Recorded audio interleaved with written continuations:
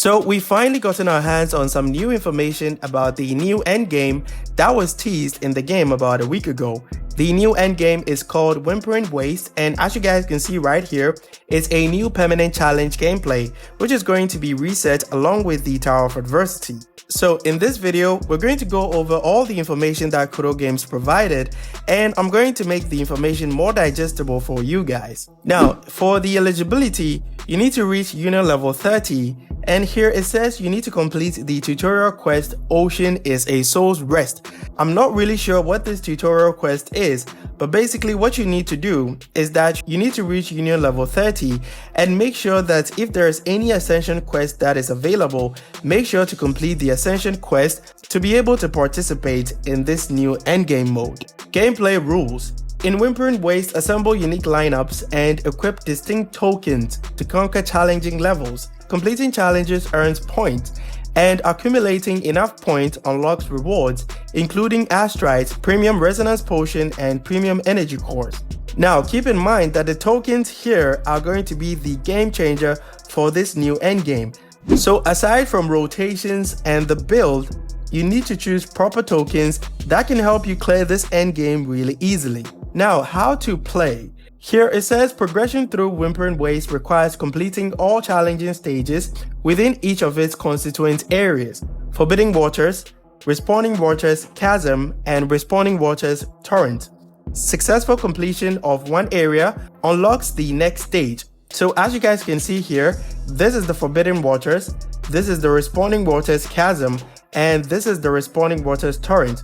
According to levels of difficulty, I believe that the Forbidden Waters are going to be the easiest because as you guys can see here, the background that have the ships are actually blue. But if you take a look at the Respawning Waters Chasm, the background which has the ships right here are actually purple, which means it's going to have mid-level difficulty. And as you guys can see right here, for the Respawning Waters Torrent, the ship is actually destroyed, which means that this is going to be the hardest area in this new endgame. Now, let's get to the stages. Here it says each stage consists of two halves, the first half and then the second half. You need to deploy a team of 3 characters for each half. Each challenge stage features special environmental effects and enemies. Now, as you guys can see right here, you can choose a particular team for the first half, and then you can choose another team in the second half. And for this user interface that is provided right here, they are actually preparing themselves to complete the Forbidden Waters because the background of the ships is actually blue. And as you guys can see here in the user interface, the background is actually blue. Let's talk about the general buff that you get. So here it says the environmental report, glacial and spectral damage are increased by 10%. So this is going to be the general buff that is going to influence your team building options. Now here it says the clear goal, points reach is 500.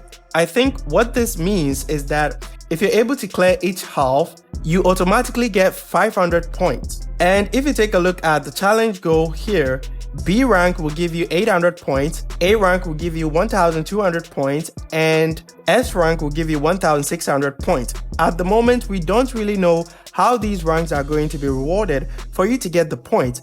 But I strongly believe that how this is going to work is that you have a certain number of time that you need to complete every half. So if you're able to clear this half within a certain number of time, that is, if you're not able to clear it really fast, you're going to be assigned the B rank, which is 800.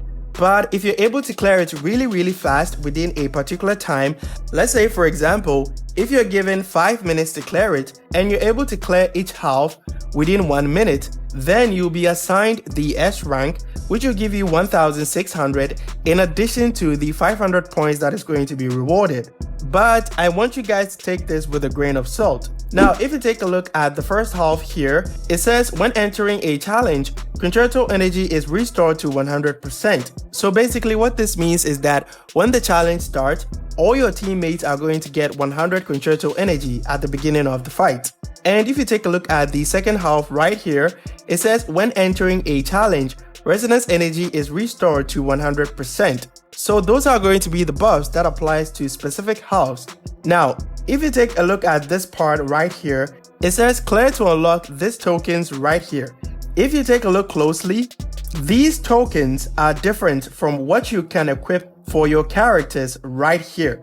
So before the fight starts, you'll be able to equip tokens on your characters. But in the Forbidden Waters area, the tokens that you can unlock in the initial stages or the ships, as you can see here, are not going to be highly ranked because the initial stages of the Forbidden Waters will not be that difficult. But as you clear higher difficulties, you'll be able to unlock more valuable tokens that you can use in the Respawning Waters Chasm and the Respawning Waters Torrent. Now let's get into the information provided on the tokens for you to know exactly how they work. So it says, in Whimpering Wastes, every team must equip tokens which grant special effects during combat. Completing a challenge consumes 1 token use. Token use can be restored by resetting the challenge. And as you guys can see right here, the buff provided by this token, which is a golden token, is after casting an intro skill, increases crit rate of all resonators in the team by 40% and crit damage by 80%, which is absolutely broken. So basically how this works is that as you clear every area, you'll be able to unlock different rarities of tokens. As I explained right here, using the Forbidden Waters user interface that was provided. Now, these are the rewards that are available. If you clear the Forbidden Waters, you get 800 Astrite, some premium resonance potion, energy cores, and some premium sealed tubes to upgrade your echoes, and some tuners as well. Now, if you clear the Respawning Waters Chasm, you get 625 Astrite.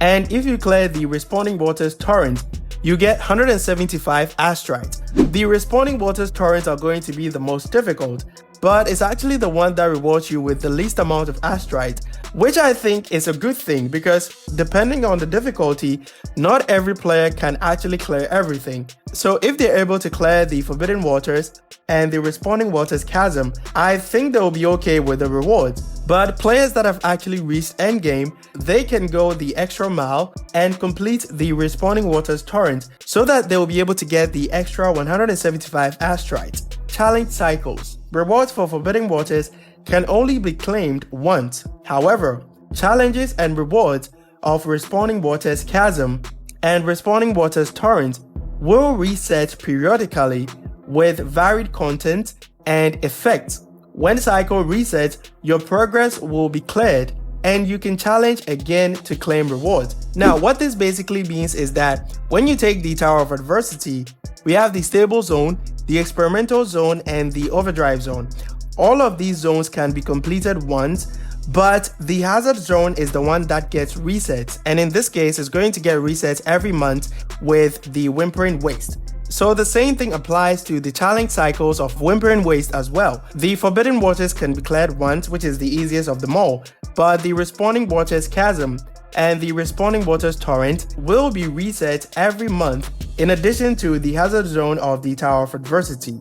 I think this is going to be a very interesting endgame content, and I don't think it's going to be that difficult considering one of the tokens actually gives you 40% crit rate and 80% crit damage, which is insane. So that'll be all for this video. When version 2.1 goes live, I'm going to provide you guys with a detailed guide on how you can clear Whimpering Waste every cycle. I hope this video was helpful, and be sure to leave a like and subscribe to help support the channel. Catch you guys in the next one. Bye bye.